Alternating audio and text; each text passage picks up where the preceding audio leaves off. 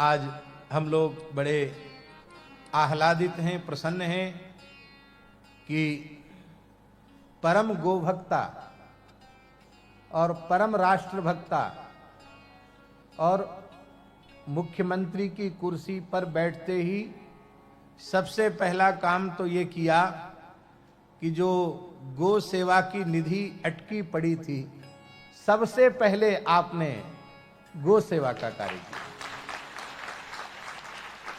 और फिर दूसरा बहुत बड़ा काम किया श्री यमुना जी का, यमुना जी की सफाई का कार्य। अभी हम एक दिन बोल रहे थे कि दिल्ली में अपनी सरकार है और हमको लगता है यमुना जी ने अपनी सखी बहन रेखा गुप्ता जी को इसलिए चुना है कि ये हमारी सखी ही हमारे स्वरूप को सुधारेगी और निश्चित यमुना जी की कृपा आपको प्राप्त होगी। बस हम सब वैष्णवों की, सनातनियों की, भारतीयों की एकमात्र आकांक्षा है कि यमुना की अविरल धारा, निर्मल धारा जो यमुनोत्री से चल रही है वो प्रयाग तक पहुंचे। अभी कुछ ऐसा भी सुनने में आया था कि दूसरे प्रांत भी मांग रहे हैं कि हमको जल दे दो, हमको जल दे दो। जल तो सबको मिलना चाहिए, लेकिन यमुना जी का मूल जल प्रयाग तक जाना ही चाहिए। यमुना प्राण है, चेतना है यमुना जी। यमुना की अविरल निर्मल धारा के बिना ब्रजभूमि भी निष्प्राण जैसी प्रतीत हो रही है और हम ऐसा विश्वास व्यक्त करते हैं। आज पूज्य श्री कृष्ण कृपा धाम वाले महाराज जी ने भी हमको मार्ग में यह बात बताई कि आप उनके जन्मोत्सव पर आई थी तो आपने कहा कि मैं कोई भेंट लेके नहीं आई हूं, उपहार लेके नहीं आई हूं, लेकिन मैं यह उपहार संतों के सामने लेके आई हूं कि अगले वर्ष तक श्री यमुना जी की अविरल निर्मल धारा का पूजन भारतवर्ष के पूज्य शीर्षस्थ संतों के हाथ से मैं करा ही दूंगी।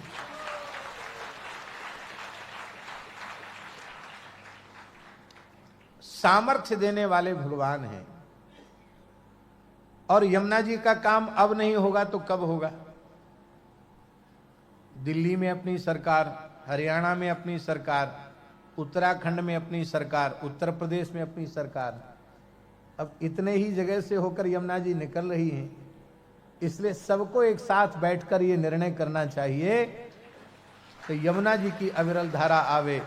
मान लो कोई पानी में कमी पड़ती हो तो अब तो यशस्वी देश के प्रधानमंत्री जी ने बहुत अच्छा किया। सिंधु जिसके नाम से हिंदू सभ्यता है उसको रोक दिया है और अब उस दल का भी उपयोग हम लोगों को कर लेना चाहिए। भले ही उसमें थोड़ा समय लगे, लेकिन त्वरित गति से उस जल का उपयोग करके यमुना जी के जल में कमी न पड़े और दूषित जल उसमें न पड़े। हमारे ब्रज के महान संत पूज्य श्री रमेश बाबा जी ने इसके लिए बहुत कार्य किया। श्री पंकज बाबा, श्री विशाल बाबा, इन्होंने भी बहुत कार्य किया और लगातार कर रहे हैं। तो हमको इच्छा भी थी कि हम दिल्ली में हैं तो कभी आपसे आमना सामना हो, मिलना हो तो हम एक बार यमुना जी की बात जरूर निवेदित करेंगे। और हम चाहते हैं कि इतिहास में यमुना जी के शुद्धिकरण के रूप में और गो सेवा के अनुपम आदर्श कार्य के रूप में स्वर्णाक्षरों में आपका नाम अंकित हो, ऐसा हम भगवान से प्रार्थना करते हैं।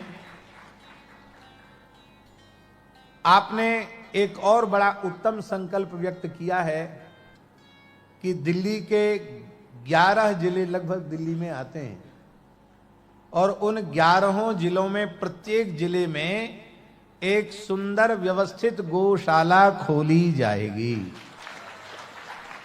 यह बहुत प्रसन्नता की बात है और ये गोभक्ति के संस्कार, संतों के प्रति श्रद्धा के संस्कार, सनातन के सभी मूल्यों के प्रति हृदय से श्रद्धा रखने के संस्कार आपको अपने मातृकुल और पितृकुल की परंपरा से प्राप्त हुए हैं। क्योंकि सहसा सहसा कोई नाटक करता भी है ना, तो कहो तिलक भी उल्टे पलटे लगा ले, कहो जनेऊ भीतर से पहनने की बजाय ऊपर से पहन ले, या सीधा पहनने की बजाय उल्टा पहन ले, ऐसा भी हो जाता है। नकल करने पर तो नकल होती है, पर जो स्वाभाविक संस्कार अपनी पितृ पैतामही परंपरा से प्राप्त होते हैं वो जीवन में प्रभावशाली होते हैं, दिखाई पड़ते हैं। यह दिल्ली की जनता आपके प्रति हृदय से कृतज्ञ है, और अब वस्तुतः दिल्ली के अच्छे दिन आ गए, दिल्ली के अच्छे दिन आ गए। यद्यपि पक्ष विपक्ष की बात करना वो हमारे उसमें शोभा नहीं है, लेकिन मैं कोई भी बात अप्रामाणिक रूप से नहीं कहता हूं। जिस समय दूसरी सरकार यहां आई और कुछ काल तक रही, आप सब जानते हैं, उस समय हमारे एक प्रेमी परिचित जो गोभक्त हैं, उन्होंने उनका बहुत बड़ा सहयोग किया था। किस शर्त पर? इस शर्त पर सहयोग किया था कि हम सब प्रकार से, तन से, मन से, धन से आपका सहयोग करेंगे, क्योंकि आप अत्यंत ईमानदार छवि के नेता हैं। आपसे केवल हमारी इतनी अपेक्षा है कि आप यमुना जी का कार्य करें। लेकिन संभवतः 10 वर्ष रहे, कितने वर्ष रहे? 10 वर्ष। 10 वर्षों में यमुना जी की याद उन्हें नहीं आई। यमुना जी ने कहा ठीक है, अब तुम 10 साल तक प्रतीक्षा की, अब उतरो, खाली करो, अब जो यमुना जी का काम करेगा वो आएगा।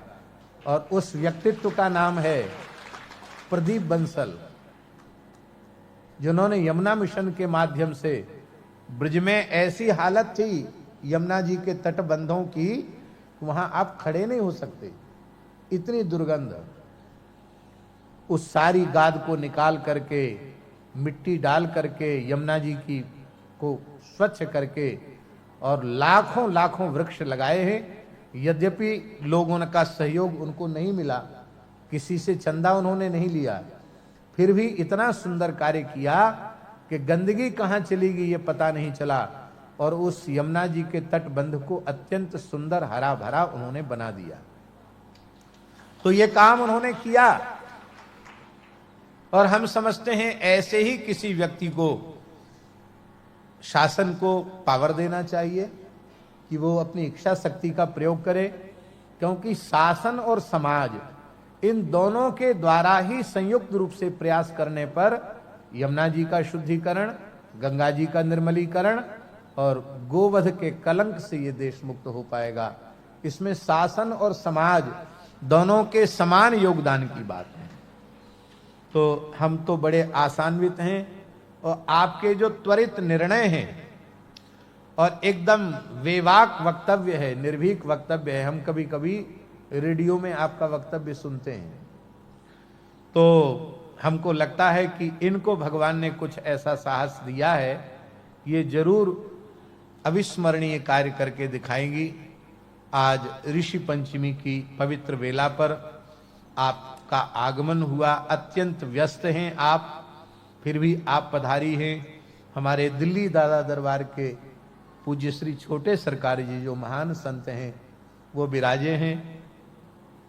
हमारे श्री बाबा अनंत दास जी महाराज जो धरती पर कम आकाश में ज्यादा रहते हैं, ऐसे अनंत दास जी महाराज भी विराजे हैं।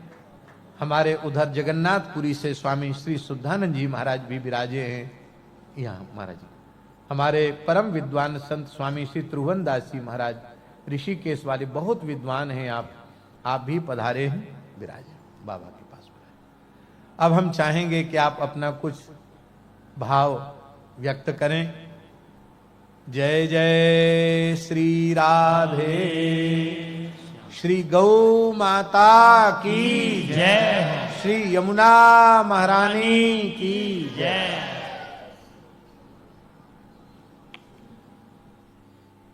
आज का दिन सच में बड़ा शुभ है मेरे जीवन में कि मैं आपके समक्ष पूज्य गुरु जी के दर्शन करने के लिए यहाँ आ पाई। मैं तो ये मानती हूँ जब तक प्रभु की कृपा ना हो जीवन में कुछ घटित नहीं होता। तो ये उन्होंने तय कर रखा था कि मुझे आपके दर्शन कब मिलेंगे, किस घड़ी मिलेंगे, और मुझे नहीं मालूम था कि आपके जन्मोत्सव के अवसर पे मैं आपके दर्शन कर पाऊंगी। एक बार पूज्य गुरु जी के लिए जोरदार तालियां भाई, जिन्होंने अपना जीवन समाज के लिए लगा दिया, प्रभु सेवा में लगा दिया और धन्य कर दिया दिल्ली को अपने पावन चरणों से यहाँ पधार करके। आपने यमुना जी की बात की, आपने गौ माता की बात की। गुरु जी, मैं तो मानती ही हूँ ऐसे बहुत सारे मेरे परिवारजन हैं जो यहाँ बैठे हैं। जीवन में मैंने कभी इस दृष्टि से कभी नहीं सोचा था कि मैं यहाँ तक पहुँचूंगी। मैं तो कदम दर कदम चल रही थी, अपना काम कर रही थी। ये शायद गौ माता ने ही तय किया होगा कि इससे मेरी सेवा करनी है तो ये जिम्मेवारी दो, या यमुना मैया ने सोचा होगा। और मैं इतना जानती हूँ कि ईमानदार कोशिश हो, अपने प्रयास पूरे करे तो लक्ष्य की प्राप्ति जरूर होती है। गौ माता सड़कों पे बेसहारा यहाँ वहाँ छोड़ दी जाती है। हम लोग भी थैलियों में घर का बचा कुचा सामान सड़कों पे छोड़ करके अपनी भक्ति दिखाते हैं। मैंने कई परिवार की बुजुर्ग महिलाओं को देखा है। बुजुर्ग छोड़ो, हमारे जैसी भी बहुत कई बार होती होंगी जो घर में छिल के भी करके, ये भी करके, और जाके कहते हैं जा गाय को डाला। मैं अक्सर जब लोगों को मिलती हूँ तो कहती हूँ अपनी माँ को क्या हम जमीन में डाल के भोजन करा सकते हैं क्या? तो गौ माता को कैसे कराते हो भाई? क्यों उनके निमित्त की रोटी को सड़क पे रखाते हो, चौक चौराहे पे रखाते हो? कभी गाड़ी माँ से टकराती है, कभी माँ गाड़ी से टकराती है, और चोट तो माँ को ही आती है। तो हम सबको तो ये सोचना होगा कि गोग्रास हम घर से निकालें। तो आजकल तो गौशाला की रेडियां इतनी चलती है, गौशालाएं भी बन गई है, और सरकार ने भी, जो गुरुजी ने कहा, हम हर जिले में बड़ी गौशाला बना रहे हैं ताकि हजारों हजार हमारी गायें, गौ माता वहाँ पे रह पाए। आज भी दिन में मैंने वो मीटिंग ली कि भी वो जगह सारी आइडेंटिफाइड हो गई है तो तुरंत उनके टेंडर निकालिए और वो गौशालाएं बनाने का काम शुरू करें। माँ यमुना की बात आपने कही, मैं सच में ये चाहती हूँ मेरा जीवन सार्थक हो और मेरे कार्यकाल में मैं इस काम को पूरा कर सकूं।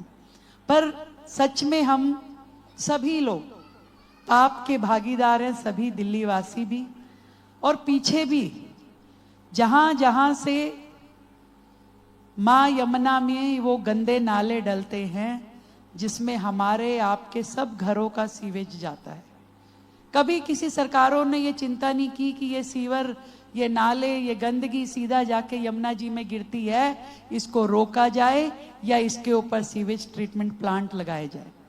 पहली बार कोई सरकार आई है जो ईमानदारी से एक एक नाला, जो 200 नाले हैं बड़े बड़े, एक एक नाले को टैप करने का काम और उस पर डीएसटीपी बनाने का काम शुरू किया है। समय जरूर लगेगा, मैं नहीं कहती गुरुजी कि मैं अगले साल की बात कह दूं कि कब की, पर शुरुआत हो चुकी है और एक ही ध्येय है, हर 15 दिन में उसका रिव्यू, ना केवल मैं, मेरे द्वारा बनाई हुई रिपोर्ट प्रधानमंत्री जी तक जाती है, क्योंकि वो स्वयं इतना चिंतित रहते हैं कि यमुना की सफाई का काम जरूर होना है। हर 15 दिन में हम रिपोर्ट देते हैं कि कितना काम हुआ, अब ये टेंडर हुआ कि नहीं हुआ, अगला क्या हुआ, नालों का सर्वे हुआ कि नहीं हुआ, योजना बनी कि नहीं बनी। परंतु इतना विश्वास दिला सकती हूँ मेरे दिल्ली वासियों को और आप सभी अपने गुरुजनों को कि सच में वो दिन आएगा जब यमुनोत्री से प्रयागराज तक अविरल यमुना बहेगी और वृंदावन में भी माँ यमुना का बहुत सुंदर रूप, जहां हमारे कान्हा जी ने विराजमान हुए, वहां से भी सुंदर यमुना जाएगी। आप सभी गुरुजनों का आशीर्वाद मुझ पे रहे, ईश्वर मुझे ताकत देता रहे कि मैं अपने दायित्व को ईमानदारी से और पूरे सामर्थ्य से कर सकूं और उसे निभा सकूं। आपका आशीर्वाद मिला, आपका जन्मोत्सव भी है, मैं तो प्रभु चरणों में यही कामना करती हूँ कि आपको स्वस्थ और दीर्घ जीवन दे और आपका आशीर्वाद हम सब पे यूं ही बना रहे। बोलो बांके बिहारी लाल की, नंद के गोपाल की। बहुत अच्छी बात यमुना जी के लिए और गौ माता के लिए कही है। हम गाय के संबंध में इतना जरूर कहना चाहेंगे कि जो हमारी भारतीय देसी वेद लक्षणा गाय है उसकी प्रधानता अवश्य होनी चाहिए, क्योंकि प्रायः जर्सीकरण और दोगलीकरण बहुत अधिक मात्रा में हो गया है। वो भी जीव है, प्राणी है, उस पर भी करुणा होनी चाहिए, लेकिन देसी गोवंश के संरक्षण और संवर्धन इन दोनों पर अवश्य जोर देना चाहिए। और जो लोग इस प्रकार से गोपालक बनते हैं और अपने गोधन को इस प्रकार से सड़कों पर छोड़ देते हैं, उनको भी समझाया जाना चाहिए, और न समझें तो तनिक कठोरता भी उनके ऊपर होनी चाहिए। क्योंकि वो निश्चित ही गो अपराध कर रहे हैं, तो अपराधी को तो सजा मिलती कि नहीं मिलती। बहुत प्रसन्नता की बात है। जड़खोर गोधाम में गो नवरात्रि महोत्सव हो रहा है, जहाँ हजारों की संख्या में गोवंश है और बड़ी प्रसन्नता पूर्वक गाय वहाँ निवास कर रही है। लगभग 95% गाय कसाईयों से बचाई हुई गाय है, लेकिन उनको देख करके किसी को ऐसा नहीं लगता ये कसाईयों से मुक्त कराई हुई गाय इतनी स्वस्थ और प्रसन्न है। ये हम नहीं कहते, हम कहेंगे तो लोग कहेंगे कि अपनी प्रशंसा तो सभी करते हैं, लेकिन ये बात नहीं है। वहाँ जिस प्रकार की पद्धति से जितनी सावधानी से सेवा की जा रही है, उसका उदाहरण खोजने से बड़ी कठिनाई से प्राप्त होगा ये बात। तो हम चाहते हैं कि इसमें आप जरूर एक दिन का समय लेके आएं, पधारें, गौशाला का दर्शन करें। नारायण।